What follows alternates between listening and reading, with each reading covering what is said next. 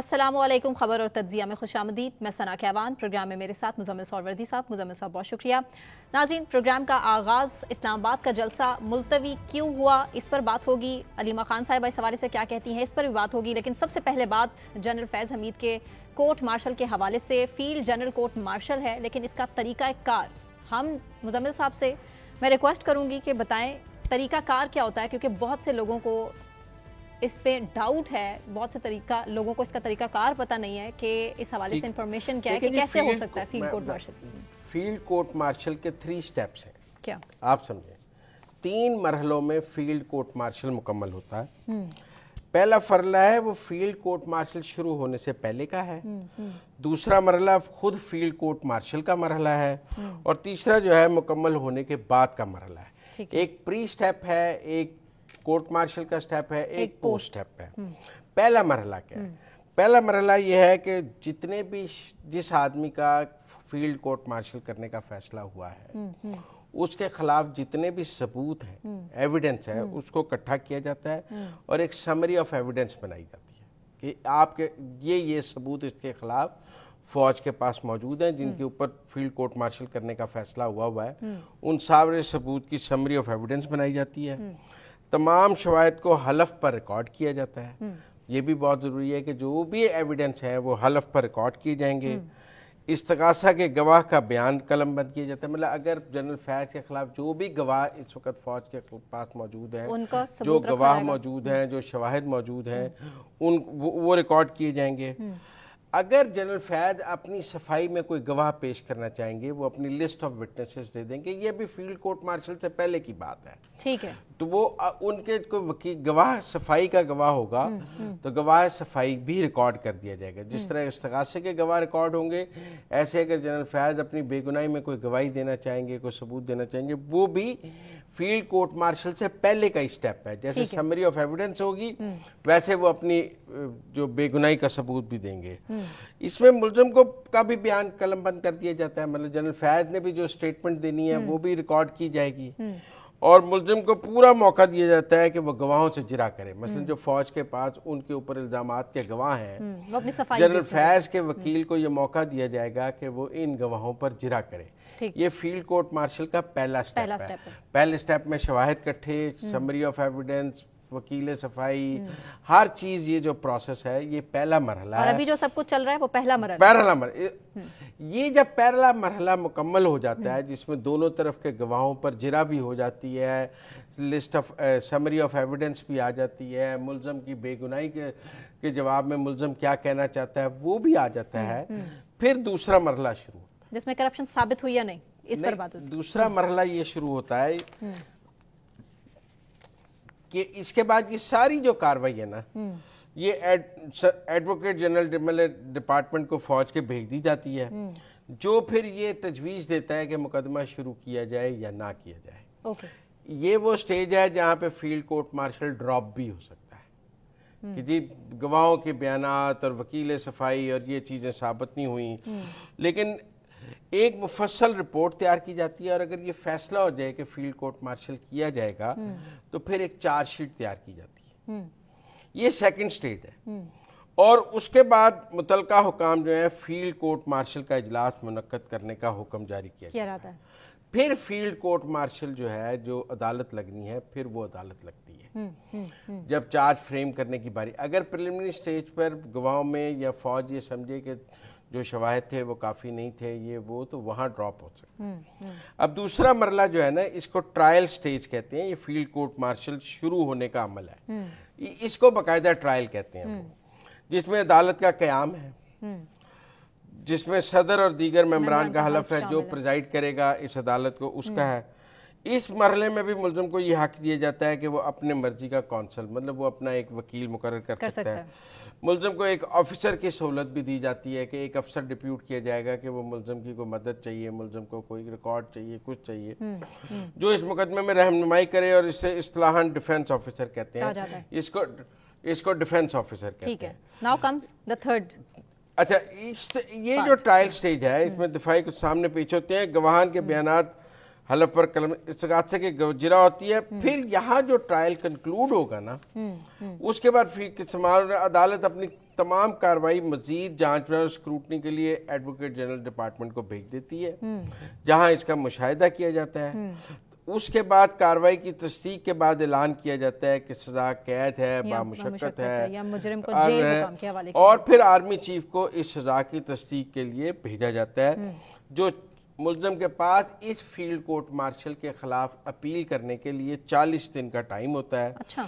और वो army chief से माफ़ी की अपील भी कर सकता है, और चीफ ऑफ आर्मी स्टाफ सजा को मुकम्मल या ख़त्म होने के दौरान कभी कम भी कर सकते हैं। वो army this is the complete procedure. तो इसलिए मेरे ख्याल में अभी पहला मरहला चल रहा है जी। शवाहिद वाहिद, अभी फील्ड कोर्ट मार्शल की बकायदा कार्रवाई जिसे कहते हैं कोर्ट लगना वो नहीं शुरू हुआ, अभी पहला मरहला चल रहा है। आगे बढ़ते हैं और आज बात की है सहाफ़ियों से अडयाला जेल में इमरान खान साहब ने, और एक्सप्लेनेशन उनकी तरफ से दी गई है कि मुझे पैगाम दिया गया था कि इस्लामाबाद जलसा हुआ तो इंतशार फैल जाएगा, यही वजह थी कि इस्लामाबाद का जलसा मुलतवी हुआ, लेकिन 8 सितंबर का अब मुलतवी नहीं होगा, कुछ भी हो जाए।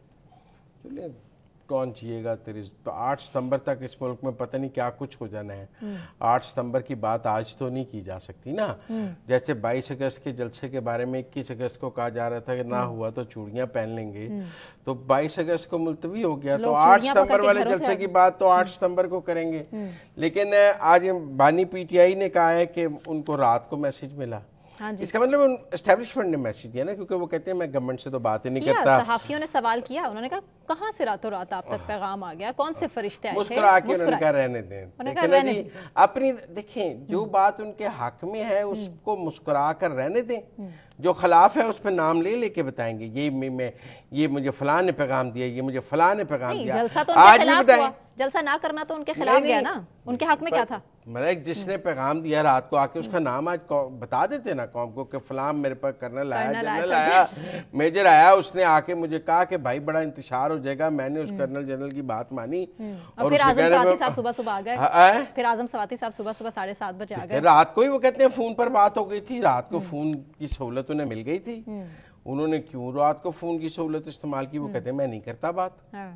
मतलब आप एस्टेब्लिशमेंट के साथ ताउन करने का एक मौका ढूंढ रहे थे, कहीं से मतलब पिया का पैगाम आ जाए मैं भागी जाऊं। उन्होंने कहा कि जलसा मुलतवी कर दें, आपने भागे जलसा मुलतवी कर दिया।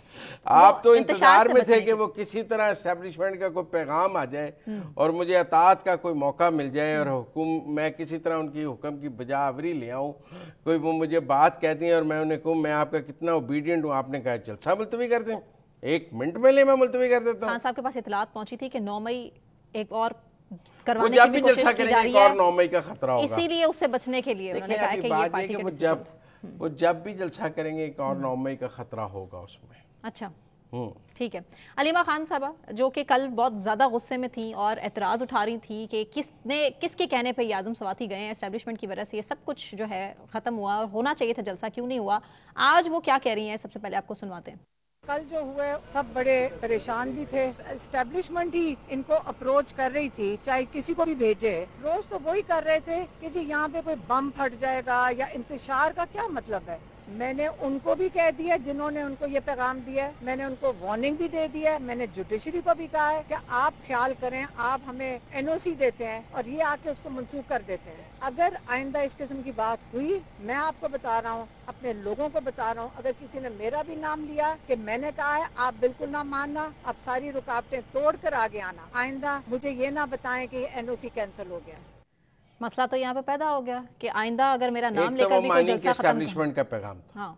ये तो उन्होंने मान लिया ना, तो कोई भाव नहीं रहा, एस्टेब्लिशमेंट का पैगाम था और एस्टेब्लिशमेंट के कहने पे जलसा मुलतवी किया। और ये भी इतलात हैं कि एस्टेब्लिशमेंट ने पहले गंडापुर से राब्ता किया। हाँ, उन्होंने कहा नहीं, गंडापुर ने कहा आप आजम सवाती को ले जाए, हालांकि बेइज्जती फिर भी गंडापुर की हो रही है। सारा सोशल मीडिया गंडापुर कोई कह रहा है, कोई आजम सवाती को नहीं कह रहा, सबको पता लग गया है गंडापुर साहब ने कराया है, आजम सवाती को इस्तेमाल किया है। लेकिन अब देखिए ना जी, वो कहते हैं कि बम फटने का खतरा था। अब सूरत हाल है कि अगर अदालत कौन रख गया बम, कौन बम रख के चला गया, मतलब पता था कि जलसा होना है, अगर किसी और जलसे में बम फट गया फिर क्या होगा?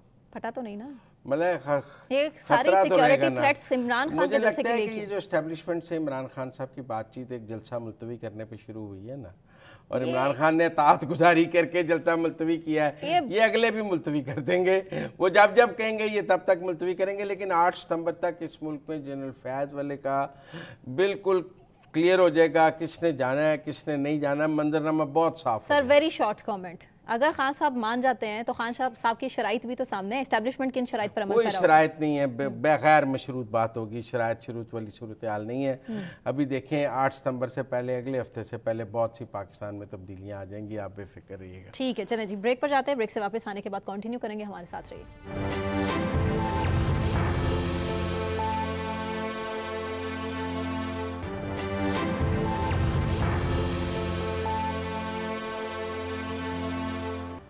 वेलकम बैक नाजरीन, आगे बढ़ेंगे और बात इंतहाई दिल खराश वाक़ये की। रहीम यार खान के कच्चे के इलाके माचका है, जहां पर 2 पुलिस की गाड़ियों पर डाकुओं ने हमला किया और 12 पुलिस एहलकार शहीद हो गए, 6 जख्मी हुए, जबकि 5 लापता भी थे।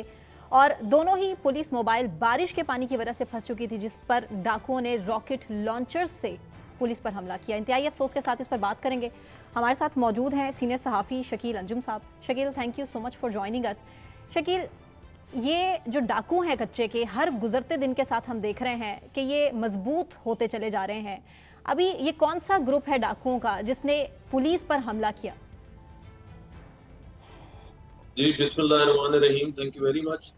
ये जो ग्रुप है डाकुओं का, ये शर गैंग है और इसके साथ जो है कोश गैंग, ये दोनों की मुश्तरका कार्रवाई है। और इससे पहले भी पुलिस और जो डाकू हैं उनके दरमियान ये पिछले 4-5 माह के दरमियान 2-3 जो है वो वाकयात हो चुके हैं, जिनमें पुलिस वालों ने पहले इस शर गैंग के 4 डाकुओं को मारा था, जिसके जवाब में फिर 21 अगस्त को इन डाकुओं ने एक पूरी मंसूबाबंदी की और एक चौकी है जो उनके इलाके में है, वहां पर एक बंद के ऊपर बनाई गई है। वहां पर ये बजरिया कश्ती गए और रात के अंधेरे में जब पुलिस एहलकार सोए हुए थे तो 3 पुलिस एहलकारों को इन्होंने फायरिंग करके कत्ल किया। और ये जो कल का वाकया है, ये कोई अचानक वाकया रूनुमा नहीं हुआ, बल्कि डाकुओं ने इसकी मुकम्मल पूरी मंसूबाबंदी की हुई थी और उसके तहत उन्होंने ये कार्रवाई की है।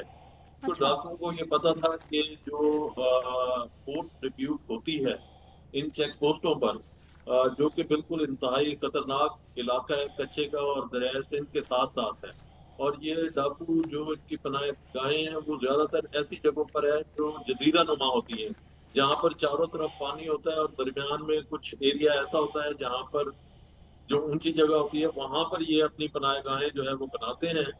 और इन लोगों ने बाकायदा मंसूबाबंदी की थी और इनको ये पता था कि जो अच्छा शकील ये बताएं कि ये जो कच्चे का इलाका है ये 9 किलोमीटर का इलाका है सारा दरिया सिंध पर, कितने गैंग हैं यहाँ पे और कुल कितने डाकू हैं यहाँ पर जिन्होंने पूरी जिंदगी जीरन की हुई है?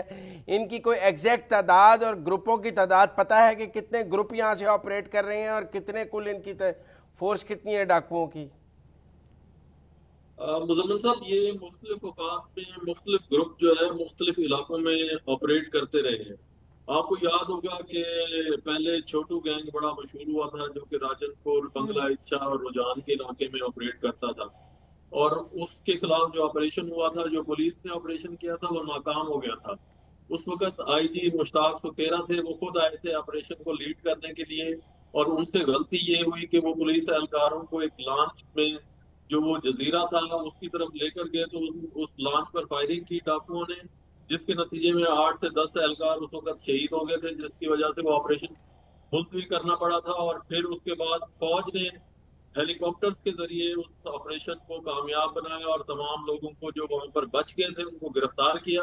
होता यह है कि ये लोग क्योंकि दरिया सिंध का जो कच्चे का इलाका है उसके इर्द गिर्द ये रहते हैं और आबाद हैं, और जैसे ही इनके खिलाफ कोई कार्रवाई होती है, पहले तो पुलिस उस एरिया तक पहुंच नहीं पाती क्योंकि बड़ा खासा मुश्किल और दुश्वार गुजार रास्ते हैं। अगर पुलिस पहुंच भी जाए तो फौरी तौर पर ये बड़े माहिर तैराक है डाकू। आप ये देखें कि हर डाकू जो है वो तैराकी का माहिर है और वो फौरी तौर पर दरिया सिंध में छलांग लगाता है और फिर वो दूसरे किनारे निकल जाता है, जिसकी वजह से पुलिस इनके खिलाफ कोई मौखर कार्रवाई नहीं कर सकती है।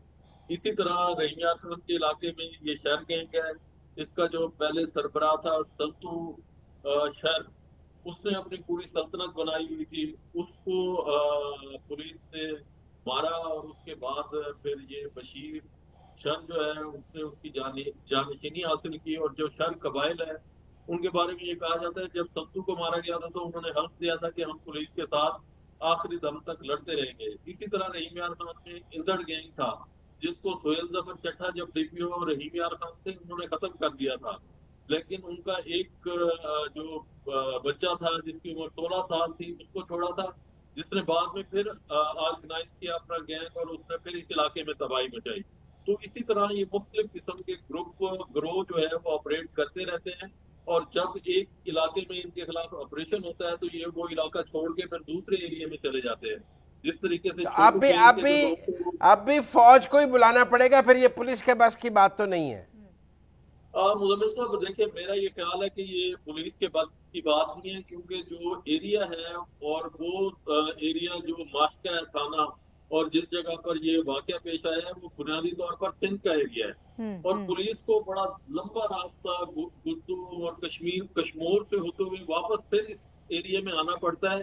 तो वो बड़ा मुश्किल है पुलिस के लिए कि इस एरिया में ऑपरेशन करे और वो कामयाब हो जाए। और इस मर्तबा भी पुलिस को फौज की मदद लेनी पड़ेगी और हेलीकॉप्टर्स के जरिए इस ऑपरेशन को कामयाब बनाया जा सकता है। अदरवाइज आखिरी सवाल मेरे पास, वक्त कम है। इनके पास कहते हैं अब असला बहुत जदीद आ गया है, पहले इतना जदीद नहीं था, ये रॉकेट लॉन्चर, ये असला इनको पैसा इतना असले के लिए कहां से मिल गया? असला सुना है बहुत ज्यादा जमा कर लिया है इन्होंने। जी जी, इनके पास बिल्कुल बहुत जदीद असला है और मकामी जो सरदार हैं वो भी इनकी पुष्टपनाही करते हैं। और आपको याद होगा कि सिंध का एक मिनिस्टर भी असला स्मगलिंग में पकड़ा गया था।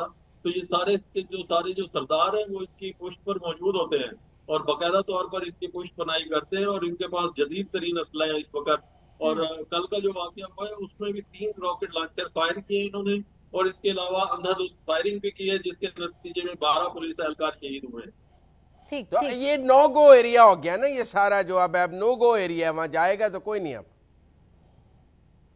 मुजम्मिल साहब बिल्कुल नो गो एरिया है, लेकिन पुलिस ने दावा किया है कि रात जो उसने ऑपरेशन किया है उसमें उन्होंने जो इनका सरगना है बशीर शर उसको मार दिया है। इसके साथ साथ 3 डाकुओं को भी मारा है, लेकिन अभी तक जो उसकी लाश है या उसके हवाले से कोई प्रेस कॉन्फ्रेंस अभी तक नहीं किया है, लेकिन अभी पुलिस ने दावा ये किया है।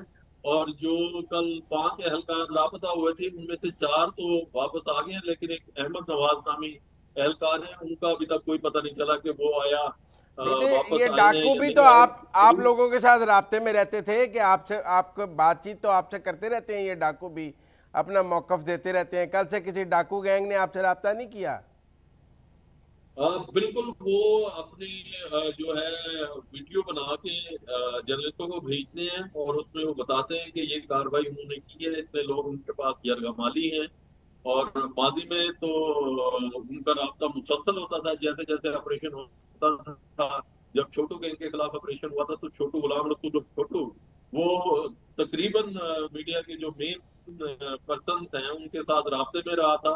और जब आखिरी रोज था ऑपरेशन का उसने सरेंडर किया तो उस वक्त भी उसने कहा था कि कहीं मुझे पुलिस मुकाबले में मार ना दिया जाए तो मैं खुद सरेंडर करने जा रहा हूं और ये बात मीडिया पर लाई जाए। तो ये अब ऑपरेशन वहां पर शुरू है रात से। देखिए, जब वो किसी महफूज मकाम पर पहुंचेंगे तो वो लाजमी अपनी वीडियो जो है वो भेजते हैं और बताते हैं कि हमने ये कार्रवाई की है। बहुत शुक्रिया Shakeel, thank you so much. बहुत शुक्रिया शकील अंजुम साहब हमारे साथ। सर, इसी पर मजीद भी बात कर लेते हैं। हमारे साथ लाइन पर ही मौजूद हैं ब्रिगेडियर रिटायर्ड हारिस नवाज साहब। हारिस साहब, thank you so much for joining us. Sir, कच्चे के डाकू इस टाइम स्टेट का बहुत बड़ा मसला है। आपको नहीं लगता कि ये कच्चे के डाकू अब हाथ से बाहर होते जा रहे हैं? इनके खिलाफ ऑपरेशन क्यों नहीं हो पा रहा है वैसा कि इनको खत्म किया जा सके? क्योंकि HRCP की फैक्ट फाइंडिंग रिपोर्ट ये बताती है कि डाकू सालाना अगवा बराए तवान की मद में 1 अरब से ज्यादा रुपया कमा रहे हैं। आपको क्या लगता है कि इस टाइम सियासतदानों की पुष्टपनाही है? 100% जो है सियासतदानों की पुष्टपनाही। इट इज़ नॉट 1 बिलियन, तो ये आप रैंसम उठा के करते हैं, लेकिन अगर आप कच्चे की जो फॉरेस्ट लैंड पे ये क्रॉप्स लगाते हैं कम से कम उसमें अरबों रुपए का ये फ़ायदा उठाते हैं। And that is the main cause of कि ये डाकुओं को पालते हैं और उनके थ्रू अपना ये कारोबार चलाते हैं। आज ये फसल ख़त्म कर दें। अगर पॉलिटिकल विल हो, मेंटल रिजॉल्व हो, ये इनमें MN MPs भी हैं वडेरे जितने हैं, इनको अगर warning the. When I was a home minister मैंने अनाउंस किया था कि अगर जिस जिम्मेदार के वडेरे के एरिया में ये आइंदा अबडक्शन होगी या इस पुलिस के खिलाफ एक्शन को मारेंगे, हम उस वडेरे की एफआईआर काटेंगे। और हमने तमाम रेंट जितने अबडक्टेड थे सारे विदाउट रैंडम हिंदू सब हमने रिकवर कर लिए थे।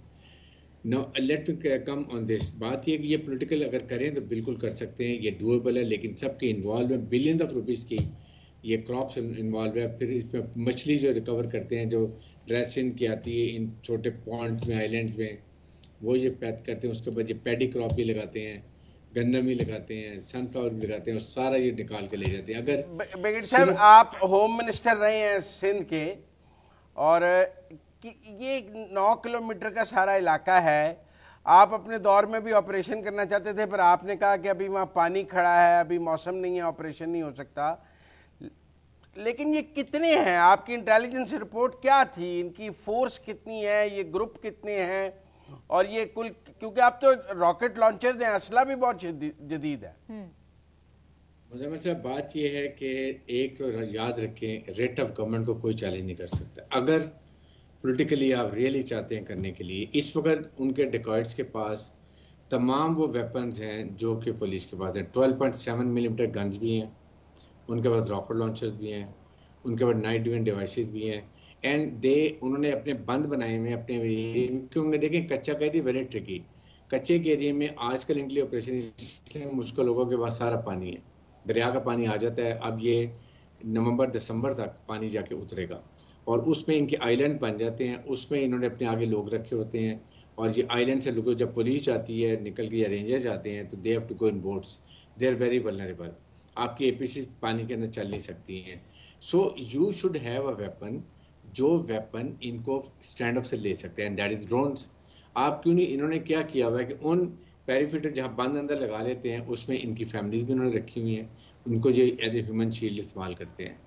और उसके बाद हमें चाहिए कि हम यहाँ पर वार्निंग दें वडेरों को भी, और उसके बाद इन रिकॉर्ड्स को आप TV के थ्रू वहाँ मेगाफोन पे मस्जिदों में बताएं कि जी we are giving you 2 weeks, move your family away from there, we are going to have operations, if you don't then we do not push कि अगर आपकी कोई कैजुअल्टीज हो जाती हैं। तो नहीं तो ड्रोन से हमें वहाँ पे ये जो ड्रोन, मिलिट्री ड्रोन है जिनसे मिसाइल, आप टारगेटेड मिसाइल मारते हैं या टारगेटेड फायरिंग करते हैं, वो ड्रोन हमें फौज से लेने पड़ेंगे और पुलिस को देने पड़ेंगे, नहीं या फौज मंगाएं कि मिलिट्री ड्रोन वहाँ पे लगाए जाए, मारे जाएं।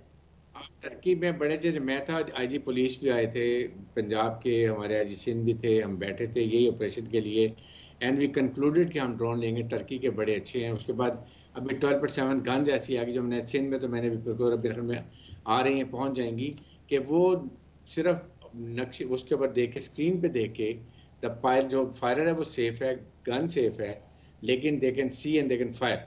और वो बड़ा रेंज उनकी ज्यादा होगी, ज्यादा रेंज, बड़ी ज्यादा रेंज वाले वेपन चाहिए जी, लॉन्ग रेंज चाहिए। और सेकंड देखें, सेकंड आपको स्मगलिंग रोकनी है। ये स्मगलिंग बलोचिस्तान के रास्ते सक्कर से, जैकावा से आ रही है, सिंध के थ्रू पंजाब भी चली जाती है। Why can't you stop it? आप इसको स्टॉप करें ना, क्यों नहीं कर सकते? आप ये दो सूबों को मिलके करना पड़ेगा ना, तो फिर फौज करेगी दोनों सूबों में। नहीं, क्यों दो स्टॉप करेगी? आपके इंटीरियर मिनिस्टर फेडरल हैं, दोनों पुलिस उनके अंडर हैं, दे शुड कोऑर्डिनेट। और अभी साथ है कि देखें, इसमें भी आप, हमारी क्या गलती है? देखें, 2 गाड़ियों में यू नो कि that is a volatile area, उन्होंने आपको वार्निंग भी दी हुई थी, आपने उनके 1-2 डिकॉइड्स को मारा था, तो आप 20 लोगों को, 25 लोगों को 2 गाड़ियों में सिटिंग डक्स क्यों लेके जा रहे हैं? क्या आपने उससे पीछे आगे कोई और प्रोटेक्शन का अरेंजमेंट किया हुआ था? फिर अगर गाड़ियां कच्चे, वो बारिश में कच्चे में फंस गई हैं कीचड़ में, jump out and go take defence, you know your sitting duck. आप फैल जाएं, अपने चारों दिफा करें एंड गो टेक अगर वो फायर करें, टेक देम, गाड़ियों डालेंगे ना, you will all be safe. You need to have your proper SUV, training of people. इसमें हमारे पुलिस के सीनियर ऑफिसर जो हैं, दे हैव टू, अब वो कहते हैं हेलीकॉप्टर चाहिए, और हेलीकॉप्टर से, जैसे छोटू गैंग के खिलाफ ऑपरेशन हुआ था, अब ये हेलीकॉप्टर से ऑपरेशन करना पड़ेगा और वहां ऊपर से जाके फायरिंग करनी पड़ेगी। हेलीकॉप्टर से करेंगे तो हेलीकॉप्टर से वो इनको मारेंगे भी। 12.7 ठीक हेलीकॉप्टर डक के रहेगी नीचे, they have to be drawn. आपका मतलब वो हेलीकॉप्टर गिराने की सलाहियत रखते हैं? 12.7 इज वेरी इफेक्टिव। जहां नीचे आएगा they will fire, they have 12.7 mm guns, और वो एंटी एयरक्राफ्ट रोड पे फायर होती हैं। तो they have to go for. देखिए अभी 1 साल हमें गया हुआ हो गया है, आपने क्यों नहीं ड्रोन्स लिए? टर्की से ले लें, छोटे लें जो लिमिटेड एरिया के अंदर नुकसान करते हैं, गो फॉर इट। आपको इनको अगर आपने नहीं भी माना, इनके नज़दीक फेंकें, उससे ही डर के भागेंगे। अपनी फैमिलीज को अनाउंस कर दें कि जी आपको हम 1-2 हफ्ते दे रहे हैं, we are coming for it, please remove your family, don't use them as human shield. अच्छा ठीक है, वो कह रहे हैं फसल भी कमात की बड़ी हो गई है, पानी भी आ गया है, तो इस वक्त तो उनका हाइड आउट भी बढ़ गया है, पानी भी है और फसल भी ऊंची है, लिहाजा छुपने की बहुत जगह है उनके पास। आप मुझे ये बताइए, why they are allowed to cultivate sugar cane and sugar कच्चे में, क्यों लगाने देते हैं? बिकॉज वेस्टेड इंटरेस्ट है, पॉलिटिकल विल है, आपके वडेरे हैं। Why do allow them? Please मुझे समझे इस बात को कि ये गवर्नमेंट लेवल पे political action they have to take. आप उनको शुगर केन क्यों लगाने देते हैं जब छुप सकते हैं? Have a clear site of view, दूर तो आपको नजर आना चाहिए। आप कच्चे में लगाते हैं, they are the natives of area. उन्होंने बंद भी बनाए हुए हैं, बंद में फैमिली रखी है, खाना पकाती है, सब काम करती हैं। हमारे पास सारी पिक्चर्स आती हैं, लेकिन क्योंकि औरतें साथ है खामोश हो जाते हैं। देन ये तो ब्लैकमेलिंग है टोटल। सर आपको कहीं ना कहीं करना पड़ेगा। सर आपको नहीं लगता कि किसी भी हुकूमत के बस की अब बात नहीं रही, अब फौज को कहीं ना कहीं इंटरवीन करना पड़ेगा, क्योंकि ये मामला अब बहुत आगे निकलता जा रहा है। आप खुद कह रहे हैं कि उनके पास जो असलहा मौजूद है वो जदीद तरीन असलहा है और पुलिस उनसे कैसे निपट सकती है? बिल्कुल फौज की जरूरत नहीं है। It is doable. रेंजर्स को लगाएं, पुलिस को लगाएं, they can do it with better weaponry, that is the only thing. आप फौज से अगर ड्रोन नहीं है, फौज से ले लें, या फौज आपको इंपोर्ट करके विदाउट इमीडिएट 1 महीने के अंदर सब कुछ आ जाएगा। आप ला के ड्रोन मारे, देखिए कहाँ जाते हैं, और वो रात को नाइट को भी ड्रोन इफेक्टिव है। आपने बात की है कि आप मुल्क में अरबों रुपया लगा रहे हैं, 1500 अरब रुपया आप लगा रहे हैं डेवलपमेंट फंड के ऊपर। आप उसमें से सोचें मुल्क के अवाम की हिफाजत के लिए, उनके कारोबारी ज़िंदगी के लिए, उनको कीमत सस्ती करने के लिए, बिजली सस्ती करने के लिए पैसा इस्तेमाल करें, ताकि आप अवाम खुश हो। ना वो डिजिटल टेररिज्म की तरफ जाएंगे, ना वो फेक न्यूज़ देखेंगे, हुकूमत भी स्टेबल हो जाएगी, अवाम भी खुश हो जाएंगे, और आहिस्ता आहिस्ता अगर पीटीए का जो इम्प्रेशन है वो भी ज़ायल होता जाएगा। You have to make a strategy, you need, it is doable. The only thing is you have to put in your effort। बहुत शुक्रिया ब्रिगेडियर हारिस नवाज साहब हमारे साथ बात करने का। देख लें सर, हल तो किसी के पास नहीं है। वो कहते हैं वो हेलीकॉप्टर गिराने की सलाहियत भी रखते हैं। आप सोचें, अगर वो ये इतनी बड़ी स्टेटमेंट दे रहे हैं कि फौज की जरूरत नहीं है। की दफा हमने हेलीकॉप्टर इस्तेमाल किए थे, सत्तू गैंग, बड़े इफेक्टिव थे, तो अब वो कह रहे हैं कि अब उन्होंने हेलीकॉप्टर गिराने की सलाहियत भी हासिल कर ली है। 9 किलोमीटर का, ये सिर्फ 9 किलोमीटर का है, और नोगो एरिया बन गया है, पंजाब, सिंध और बलूचिस्तान का संगम, और बैठे बिठाए अरबों रुपए कमा रहे हैं। और ये सवाल भी ब्रिगेडियर साहब का बहुत अच्छा है कि वहाँ हम शुगर केन लगने क्यों देते हैं, गन्ने की फसल, जब हमें पता है कि गन्ने की फसल जब ऊंची हो जाती है तो वो इनको हाइड आउट वगैरह करती है, तो क्लियर लैंड रखनी चाहिए, वहाँ कल्टीवेशन ना होने दें। ये रियासत का बहुत बड़ा मसला नहीं है, ये बहुत बड़ा मसला है, और मेरे ख्याल में पंजाब और सिंध की हुकूमतों को मिलकर इसको हल करना चाहिए। रेंजर्स अब सीरियस हो जाना चाहिए। बहुत अच्छा हो गया, साल हो गया मैं इन छोटू गैंग, 92 से 91 से इनके मसाइल, हम पहला ऑपरेशन 28 मई 1992 को हुआ था, क्लियर करके हमें देना चाहिए। और मैं समझता हूँ कि ये दोनों हुकूमतें, रेंजर, सबको मिलकर करना चाहिए। ये अब ड्रोन्स वाली बात नहीं दी है ब्रिगेडियर साहब ने कि अब ड्रोन्स वहाँ मारने पड़ेंगे, क्योंकि अब हेली से भी नहीं जाएगा। दुनिया वाकई कहाँ से कहाँ पहुँच गई, और हम वाकई ड्रोन नहीं अफोर्ड कर सकते इनके खात्मे के लिए। ब्रेक पर जाते हैं जी, ब्रेक से वापस आने के बाद अगला सवाल आपके सामने रखेंगे, मुज़म्मिल साहब का तज्ज़िया होगा। हमारे साथ रहिए एक ब्रेक के बाद।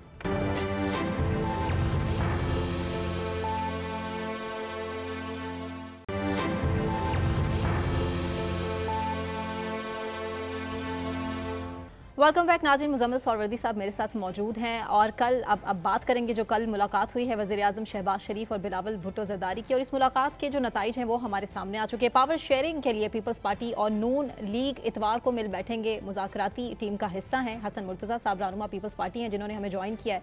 हसन साहब, thank you so much for joining us. Sir, आपने क्या डिमांड्स हैं पीपल्स पार्टी की, स्पेसिफिकली क्या डिमांड्स हैं पंजाब से जो कि आप वज़ीर आला मरियम नवाज साहिबा के सामने रखने वाले? बहुत शुक्रिया जी। देखें, जो हमारी ये कमेटी बनी थी, ये हम चूँकि इत्तेहादी हैं पाकिस्तान मुस्लिम लीग नून के, और ये कमेटी इसलिए बनी थी कि चीजें जो है वो स्मूथली चल सकें। उसमें कोई ऐसी पावर शेयरिंग नहीं है, ना पीपल्स पार्टी कोई वजारतें मांग रही है, ना पाकिस्तान पीपल्स पार्टी कोई अपने मर्जी के तबादले और तकर्रियां चाहती है। पाकिस्तान पीपल्स पार्टी चाहती है कि ये जो PMLN और पीपल्स पार्टी की कोलिशन है, ये सिर्फ और सिर्फ इस बुनियाद पे है कि इस मुल्क को इस वक्त जो चैलेंजेस दरपेश हैं वो किसी भी एक सियासी जमात के बस का रोग नहीं है कि उसको ठीक कर सके। तो पीपल्स पार्टी उसमें, जिसे आप शेयर कह लें या जिसे आप समझते हैं कि पाकिस्तान पीपल्स पार्टी को पंजाब के अंदर डेवलपमेंट की भी जरूरत है, क्योंकि हमें 40-45 साल से ऑपोजिशन में आ रहे हैं, हमारे लोगों की डेवलपमेंट नहीं हो सकी, हमारे लोगों की जो इश्यूज हैं। असद मुर्तज़ा साहब, जो बात हमें दूसरी तरफ से पता लगती है वो ये है कि पीपल्स पार्टी कहती है जिन अजला से हमारे लोग जीते हुए हैं वहाँ पर DPO DCO हमारे मर्जी के लगाए जाएं ताकि वो हमारे काम कर सकें। मरियम नवाज कहती हैं मैंने तो आज तक नून लीग के लोगों के कहने पे DPO DC नहीं लगाए, आपके कहने पे कैसे लगा दूं? ये अगर मरियम बीबी यही स्टेटमेंट टीवी पे दे दे तो मसला हल हो जाए। मरियम नवाज साहिबा से या किसी भी कमेटी के अंदर पाकिस्तान पीपल्स पार्टी का तो ये मुतालबा रहा ही नहीं है। हम तो चाहते हैं गुड गवर्नेंस हो, CM उसकी जिम्मेदार हो, CM अपनी जिम्मेदारी ले कि ये मैंने किया है और ये ठीक हुआ है या गलत हुआ है, इसकी रिस्पॉन्सिबल मैं हूं। पाकिस्तान पीपल्स पार्टी तो ये रिस्पॉन्सिबिलिटी लेना ही नहीं चाहती। वो तो कहते हैं कि आप करें तकर्रियां तबादले, यहाँ पे पॉलिटिकल विक्टिमाइजेशन हो उसको तो देखा जाए ना कि ये पॉलिटिकल विक्टिमाइजेशन हो रही है। नहीं, ये जो पिछली दफा कहते हैं कि गिलानी साहब जो है मुल्तान का MDA का MD लगवाना चाहते थे, आपको वो नहीं लगाया मरियम बीबी ने मुल्तान के MDA का MD आपके कहने पे, तो आप लोग उस पर भी नाराज थे। मेरा नहीं ख्याल कि कोई ऐसा हो कि MD लगाया जाए और MD ना लगाया जाए। अब इन चीजों का मफरूजों पे हम क्या जवाब दे सकते हैं जी? फिर आप क्या डिमांड कर रहे हैं? हाँ। आप बता दें कि आपकी ये डिमांड है, आप कहते हैं गुड गवर्नेंस होनी चाहिए, ये तो बड़ी मुबहम सी बात है ना। एग्जैक्ट आप क्या मांगते हैं उनसे? वजारतें मांगते हैं, तबादले मांगते हैं, क्या मांगते हैं? आप देखें कि जो आपने स्टार्ट में बात की कि जिन इजला में हम जीते हुए हैं, फर्ज करें मुल्तान के अंदर अगर हमारी सीटें ज्यादा हैं PMLN से, तो वहां पे जो कोऑर्डिनेशन कमेटी का चेयरमैन है वो किसको होना चाहिए? वो किस लिए, किस बुनियाद पे PMLN खुद रखना चाहेगी? अगर रहीम यार खान में उनकी नुमाइंदगी कम है और पाकिस्तान पीपल्स पार्टी की ज्यादा है, तो वो जो ज्यादा स्ट्रेंथ होगी वो बैठी होगी और जो चेयरपर्सन होगा वो अकलियत वाला होगा। क्या ये सूट करता है? इस किस्म की चीजें हम चाहते हैं नहीं होनी चाहिए जहां पीपल्स पार्टी की। आप इंतजामिया पर अपना असर और रसूख के लिए अजला में कोऑर्डिनेशन कमेटियों की चेयरमैनियां मांग रहे हैं। नहीं, ये देखें आप उसको गलत तासुर दे रहे हैं ना। ये मैंने सादा बात की है, आम लोगों को समझ आ जाए। मैंने आपको समझाने के लिए ये मिसाल एक दी है कि जहां पे जिसकी अक्सरियत है उसको क्या नहीं होना चाहिए कोऑर्डिनेशन कमेटी में। और कोऑर्डिनेशन कमेटी है क्या?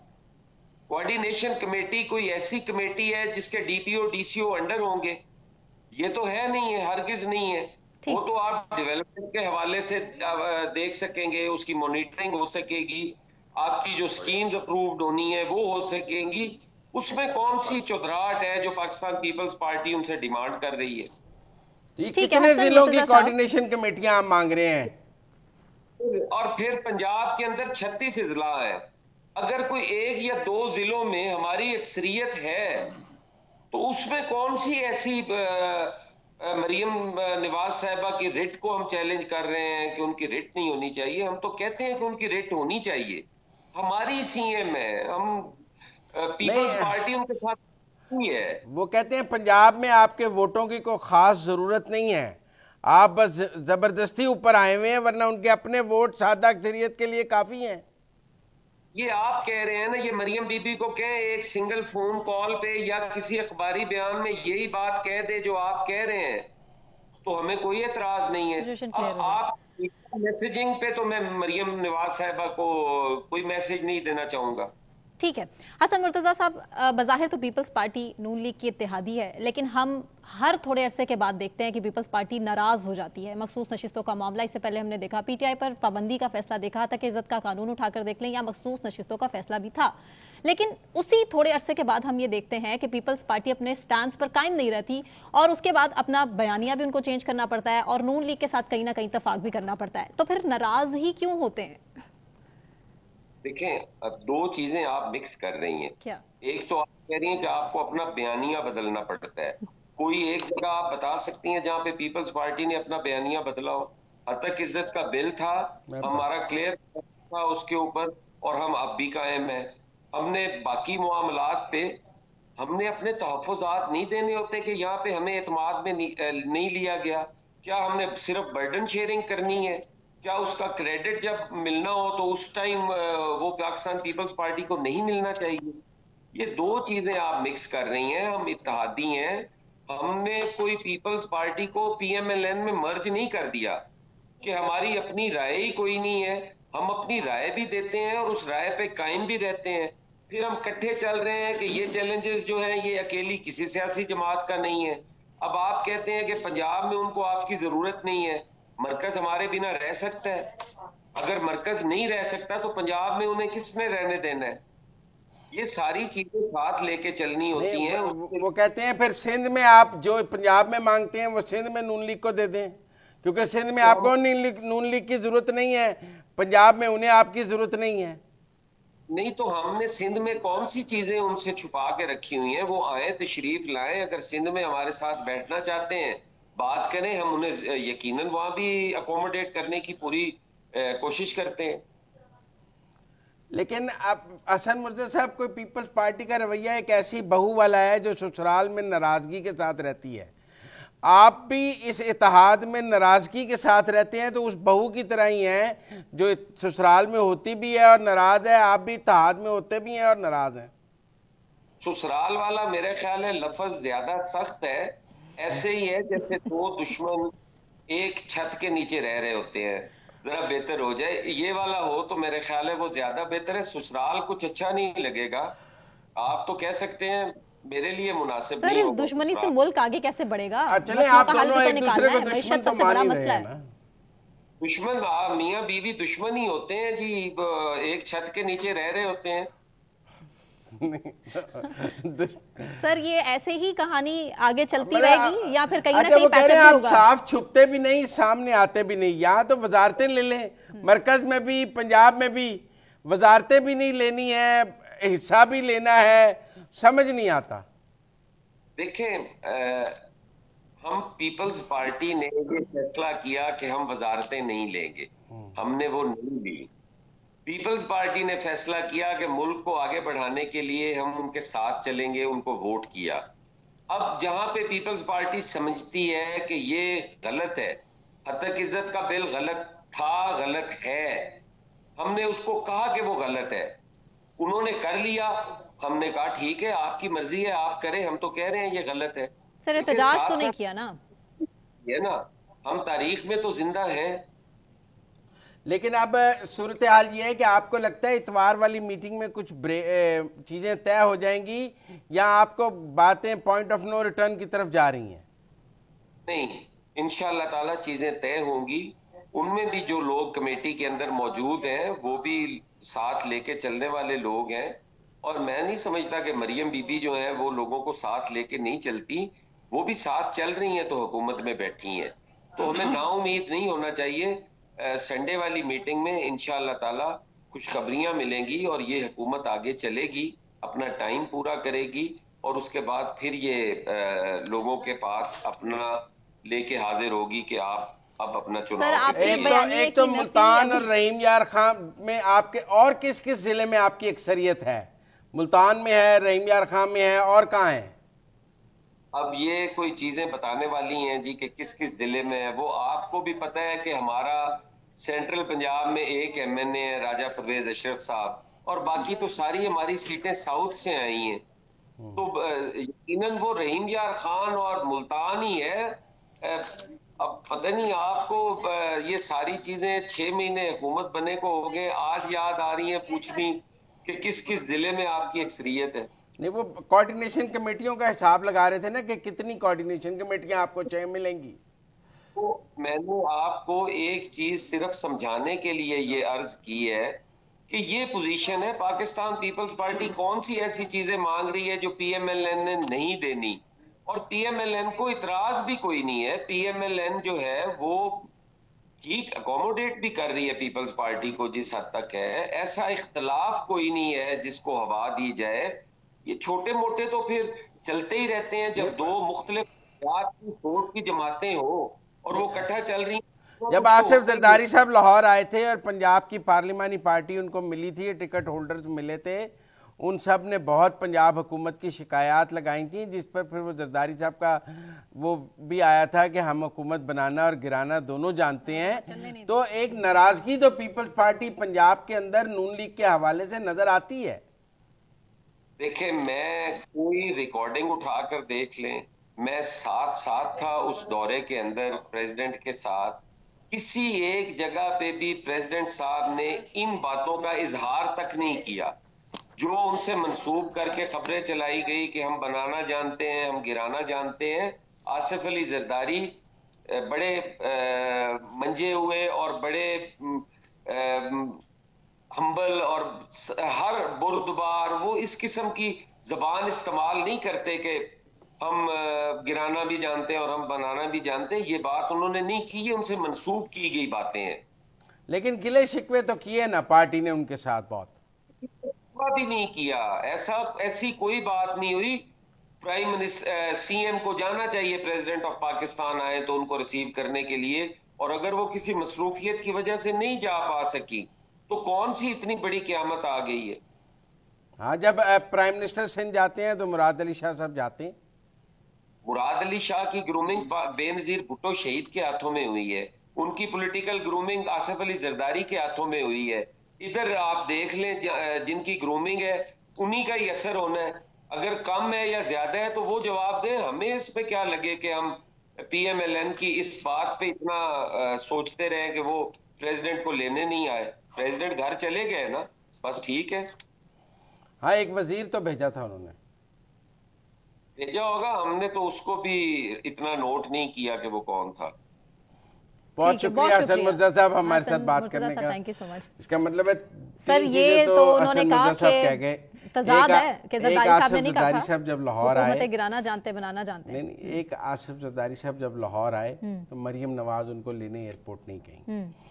इस बात पर डिस्प्लेयर है कि चीफ मिनिस्टर को प्रेसिडेंट को रिसीव करने जाना चाहिए, और ये नाराजगी है कि चीफ मिनिस्टर को जाना चाहिए पीपल्स पार्टी को कि हमारा सदर आया, आपका वजीर आजम आता है तो हम रिसीव करते हैं, इजलासों में शिरकत करते हैं।